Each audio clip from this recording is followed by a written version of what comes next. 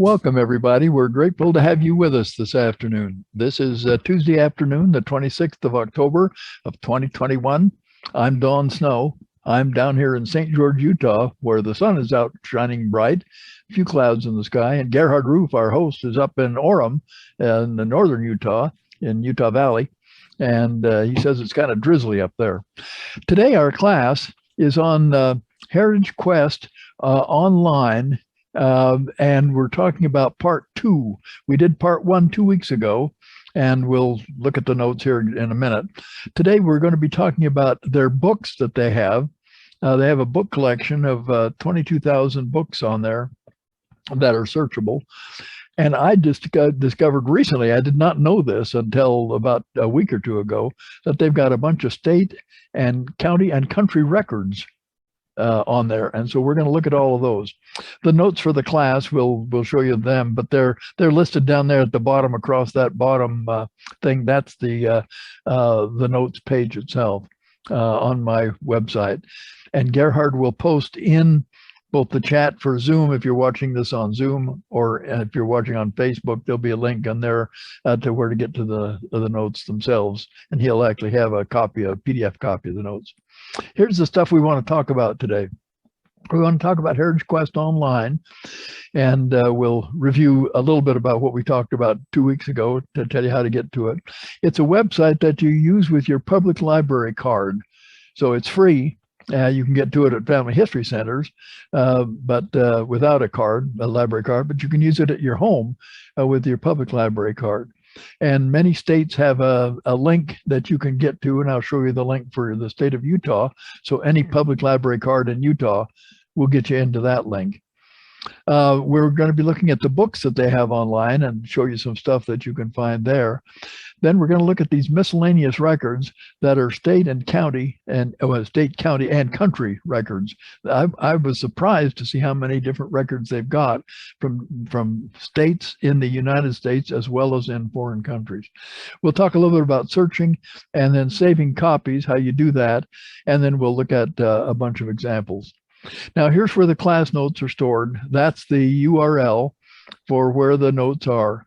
If you ever forget this and you want to know where to, just use that first part, that https://uvtagg.org.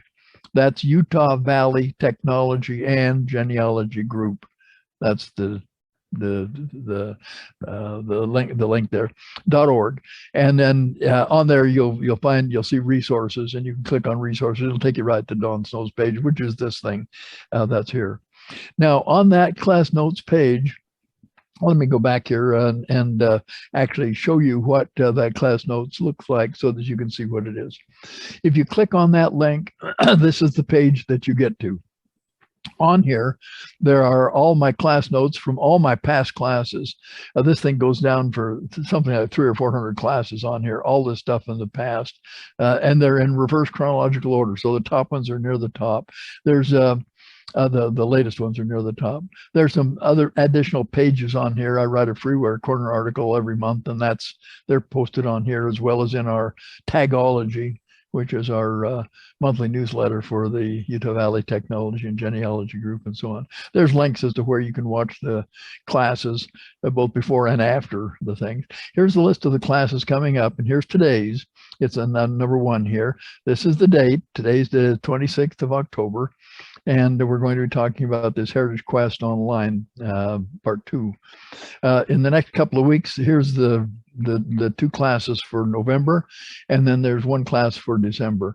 And next time I thought I'd talk about the Roots Tech website, because that's such a major website. We need to refresh our memories about what's on there. We'll talk about that and how you get back to it and what you can see on there, because all that's on there from February of this year, 6 or 8 months ago, with all those classes and all that stuff. And then we'll have some more classes on Heritage Quest Online. It's because Heritage Quest has a whole bunch of good stuff on it. And then in January, we'll probably do a couple of more classes on Heritage Quest. I'm going to click on these notes, this Heritage Quest Online Part 2 notes, and I've already done that, so that's right here. These are the notes for today's class. And this is what Gerhard has already posted a PDF of in the chat box for Zoom and on the comments box for Facebook. Here's the abstract as to what we're going to be talking about. You can take time to read that sometime, but we won't take time now. Here's the welcome and the introduction, and there's my email address if you want to get in touch with me. If you're watching this later and you got a question or something, you're welcome to email me and I'll see if I can answer it for you. This item 4 is the problem for today. And here's the problem. What books and state and country databases are on Heritage Quest Online? And how do you search and how do you use them? Now, what we're going to be looking at is, first of all, Heritage Quest Online, and HQO is my shorthand for that. So if you see HQO, that's what that means. It's a website that libraries can subscribe to. You cannot subscribe to it yourself, but you can get to it if your library does. And many states have a statewide library code. Here in Washington, in Washington County, which is St. George, the public library website has a link to it, and in many other places in Utah they do. But this link that's right here in item 6 on the notes is a link which, if you click to it, which we will here in a little bit, that will get you to the Pioneer Library, it's called, in the state of Utah, and any public library card in the whole state will get you into that to use it there. So that's a link that works for the entire state and any barcode public library barcode. Now, many states have that same sort of a thing, and many libraries do, and all family history centers have this accessible. So you should be able to get to this, use it at home if you want to, or at the library itself. Here's the stuff on the library online books that they have, information about them and how you search them and what you can find on there. And we'll be looking at this in examples here in just a little bit, and the way you do the searches and what you can do to save off parts that you might find and so on. They have changed this in a major way since the last time I taught a class on this, which has been a couple of years ago. In fact, it was so much changed that I had a hard time updating my notes and getting everything changed and finding where it is now. Plus, they got bunches of new stuff that I just discovered. We'll talk about that. That's coming up down here on the bottom. So we'll talk first of all about online books and examples of the book database. And then we're going to look at some of these miscellaneous records, county, state, and country databases. And I was just surprised to find stuff on there. I had no idea that it was there. I don't know how long it's been there. I don't think it's been there for too long, but I was able to find things like my dad died in Los Angeles in 1954. And I've got a certified copy of his death certificate. But sure enough, the whole death certificate is on there online. And I actually found it the other day and actually did a screenshot, a print of it, that I wouldn't have needed to pay the $15 or whatever for a certified copy of it. Anyway, that's we'll be discussing that here. And then here's the conclusions of the class as to what you can do with the database and what's there and so on. All right, now let's go back over to let's go back up here, and I want to show you where's that link here in the Heritage Quest Online. This section. Here's the link. I'm going to hold down the control key on my keyboard so that it will open this link in a new window, and I'm going to click on that link, and it opened up that link right here. Actually, I already had it open, so I'm going to close one of those. This is the link that's on there. It's Utah's online public library. And that link will get you in there. And it tells you about Heritage Quest Online and so on. So you're not into the place yet, but you're into the information about Heritage Quest Online. If you scroll down through here, it gives you information about what's on there. Is that somebody have a question? I'm hearing something on a. Okay, no question. Okay, good. All right, it looks like there is a couple of questions down there in the chat. We'll go back to those. Gerhard will take a look at those later. I'm scrolling down on here. You get down near the bottom, you see here, use a library card, or if you're in a public library or a state agency. Now I'm going to click on that, use a library card, and watch what happens. I clicked on use a library card, and it says, okay, here we go. This is, it's got this big magnifying glass thing there that kind of blocks some of it, but it says Heritage Quest Online. Please enter your library card barcode or Pioneer Access code, and there's a place for you to enter it. Now, it saved mine. I didn't realize it would do this until I started preparing these notes, but that's in there. I think that's my library card from up in Provo. But I could have put my Washington card in there, or a library card barcode, or I've got one for Orem, and I think that would have worked. Anyone in the state would have worked. Click log in, which I just clicked on, and it's thinking a bit here. There it is. We are now logged into Heritage Quest Online.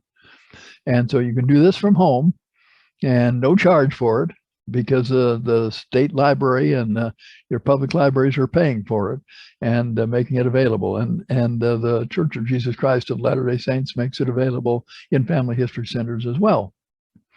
So welcome to Heritage Quest Online at the library. Now, we're not at the library, but we're home. I'm at my place here in St. George. Here's some information as you scroll down. The censuses, searching for the census. Here's the U.S. Census records that they've got. Look at all those different, well, all those censuses are on here.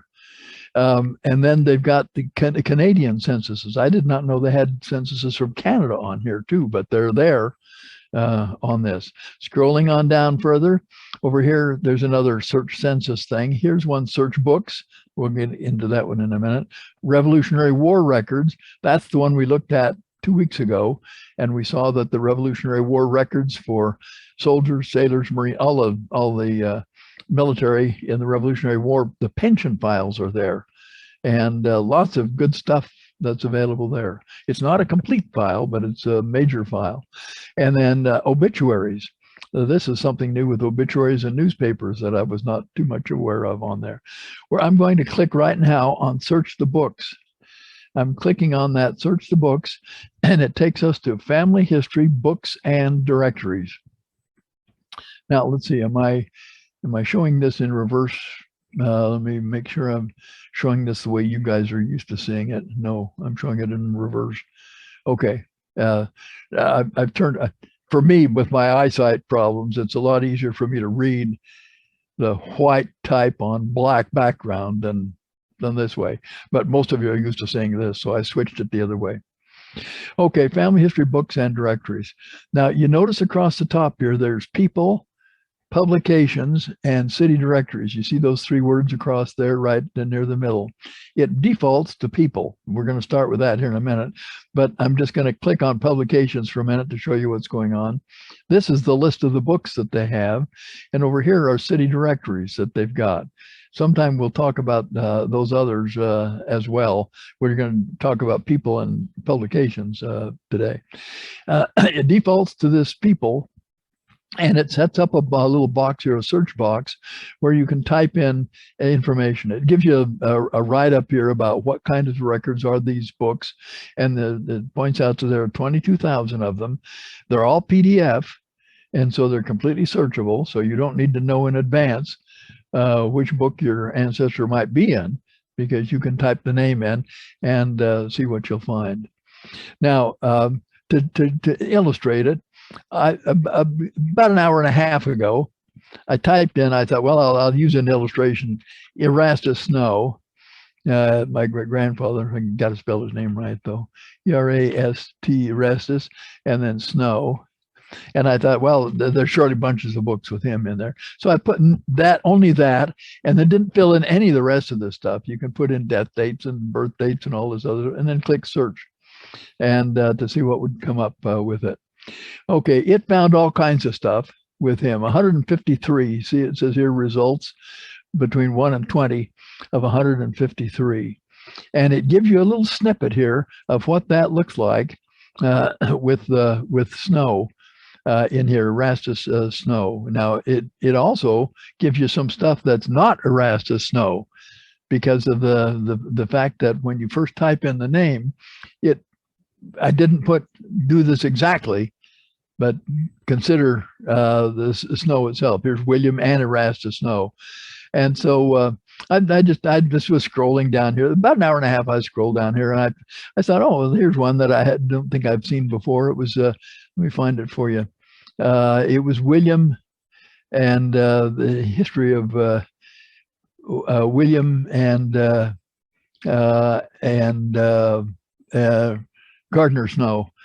I hope I can find it now, because it's, oh gosh, where is it? Well, I did a screenshot, but I won't take time to find the history of Iron County, history of William Snow, and this is it. I said, oh, let's click on this one to see what it's got. There's Erastus Snow, and so I clicked on it to see what it would bring up, to see what the image looked like, and it brings up. Let me show you here's the image. And I said, oh, well, interesting. This is a book by Celestia Snow Gardner. I have no idea who she was. And I started reading down through here. And Celestia's uncle Erastus Snow, who lived in St. George at this time, stayed one night with the Snows on his return home from Salt Lake. His daughter Artemisia, now one of Erastus's wives was named Artemisia, his first wife, and that's my great-grandmother, was with him. So this is my grandfather. My dad's aunt. Artemisia was with him, and she had brought a new accordion along. Yeah, some of you know that I played the accordion, and have for many years at senior citizens places and on my front porch here after COVID hit, both here and I had no idea that my relative, this is my great aunt, played the accordion. And she brought along that evening. Artemisia played the accordion as Celestia and Lorena were skipping in the backyard. Celestia stopped suddenly and said, "How pretty Goat's Gate squeaks tonight." She thought it was the gate next door. She'd never heard it. It says she'd never heard of a musical instrument before. And she thought it was the garden gate from next door that was squeaking and playing this thing. And here's Artemisia. I had no idea that I had any relatives of my dad's relatives that played the accordion. This about an hour and a half ago, I just found this for the first time. I did a save of this, and I'll show you how you can save the thing to show what it is. You see up here to the right where it says save, over in the right side, you can see I'm circling around it. There's a little thing with a chevron down there, save. And it says, you want to save this image, save image home, or send to a computer. So you can actually send it, email it to yourself, or you can save it to your computer. And so I clicked on save it to my computer, and I clicked that, and it will save it, and it will bring it up here. And I've already saved a picture of this thing. So it's a JPEG, and and see, it's got this weird name that it puts in there. So I put in there the name. I named it Artemisia Snow, or Snow Artemisia. I put in something with accordion and Erastus and so on, so that I can find it again later on. I had no idea that I had a relative that back in those days that played the accordion, and that just came up just recently. Whoops, that was from back here. Let me back up now. Click back, and we'll go back. This is still this list of things where Erastus Snow shows up. And there's 153 of these, and I sometime, we're never going to live long enough to do all this stuff, but sometime it would be really worthwhile to go through and check each one of these things and see exactly what they are. But type in a name that you're interested in, or one of your ancestors, see what comes up, because these books are not just from books from Utah, they're from all over the country. Now, let me shift gears. Let me go back and back up to this is still this family history books and directories, and look over here under publications. I'm going to click on publications, And now what it does is it changes the search box over here, but it shows you a list here on the right side of all of the 22,000 titles that are in this collection and who the author is over here. If I put my cursor over there, you can see it highlights it and brings up more information on it. So I'll keep the cursor over there to the right while I'm going through this. That list goes on and on and on and on. I thought, I wonder if I can actually do a screenshot of that. When you get down to the bottom, it opens up more stuff, and I'm just holding down the key down at the bottom here, so it keeps on going. I tried it to see if I could do it, and then made a screenshot of the whole thing, a scrolling screenshot. That is 1,755 pages long. And it's just a list of the titles and the authors of the books. I don't know why I wanted to do that, because they're all searchable here. You can type in any name that you want and find it. But that's what the list of the books themselves. And so if you want to type in something, if you're looking for, like if I were looking for a book for Woburn, Massachusetts, where our Richard Snow ancestor comes from, start small and just type in Woburn to start with. Did I spell it right? No, I didn't. You got to spell it right. Woburn, and then click submit. And if you get too many hits, then start narrowing them down, type in more stuff. And so it got a bunch of books here of different things that were going on in Woburn at the time. I should go back over here and mention in people on one of those. I should have done it while I had this thing open here. There. You may have noticed that there were bars over on the. Let me do it again. Let me so that I can. Yes, I'll go back and type in Erastus Snow again, and do the search, because I want to illustrate the way that you can correct things. Now you notice over here on the left, see these bars? There's Erastus. That's his first name. There's a bar here, and there's a little thing that says broad to exact, and there's different places you can drag that over here, and if you want it exact, you can move that clear over there, and then you can apply it again. So now it's going to say exactly Erastus Snow, not anything even close to it. And I don't see these numbers change up here, so I don't know whether it just keeps the same number even though it makes it smaller. But you can actually drag that over and say exactly that, and then apply it. And if you want to edit the whole thing, click on that little pencil right there, because that pencil thing takes you to the edit. Now, enough about the books and the publications that are there. Let me show you this thing. You go up to the top here. See, here's Quest. This was the original page itself. Right up here, there's a little thing that says search. When you click on that, you get these some of these boxes here of different kinds of sorts of things. And then as you go scroll down, just keep scrolling down, and search records in other locations. Now, I had never seen this before. I have no idea how long it's been on there. Here's more U.S. records. I'm going to click on that and watch what comes up. U.S. vital records, various kinds of vital records in those headings up there. But look at the list down here. Alabama U.S. Select Marriage Index from 1816 to 1942. Now, I didn't know that this stuff was even in here. I wondered, well, what have they got on California? And so I thought, well, I will try to find everything in California. I hold down the Control F. Remember that that's a search button. That Control F opens a search. And here's the search thing up here. So I type in up here, California. And everything is highlighted now that's in California. In this whole page, this whole list. U.S. County, U.S., California, United States, county birth and death records from 1849 to 1994. California State, San Joaquin County, Public Library Obituary Index. Look at all this stuff that's on there. I started looking through this on the death records, and the death certificates are actually in there. And my dad died in Los Angeles in 1954.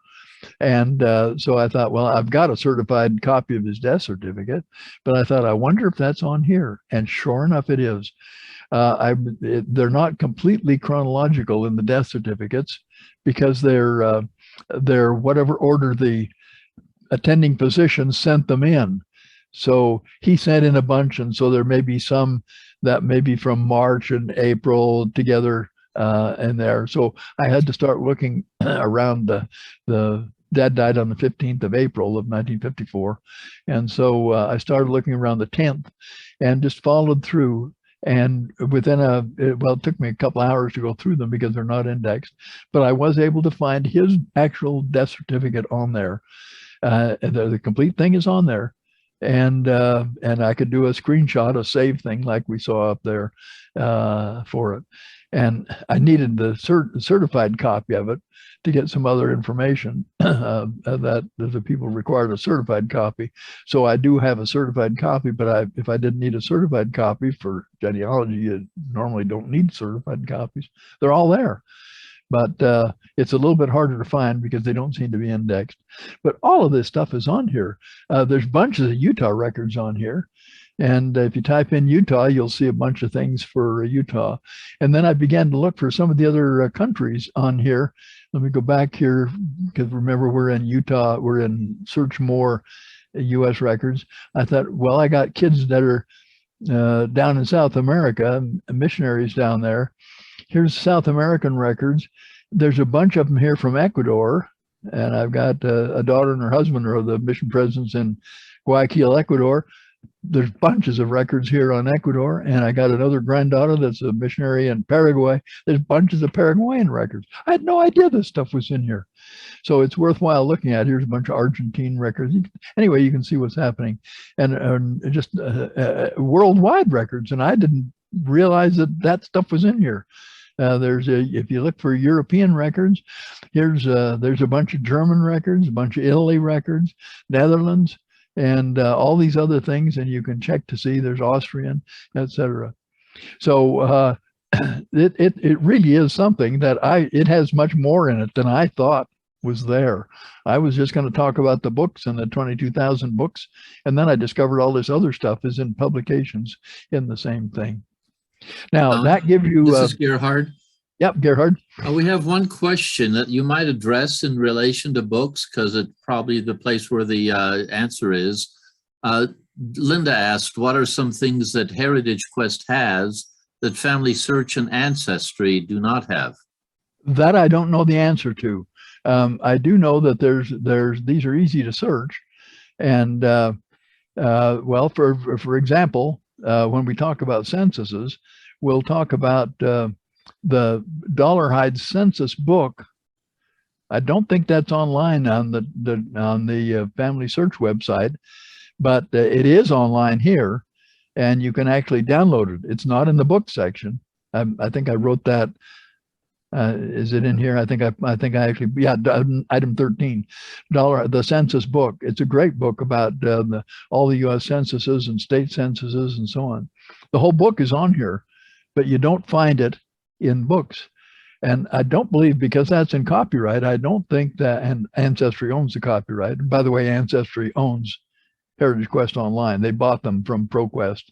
Well, I guess they bought them because it still says ProQuest, but powered by Ancestry, but I don't know what that means.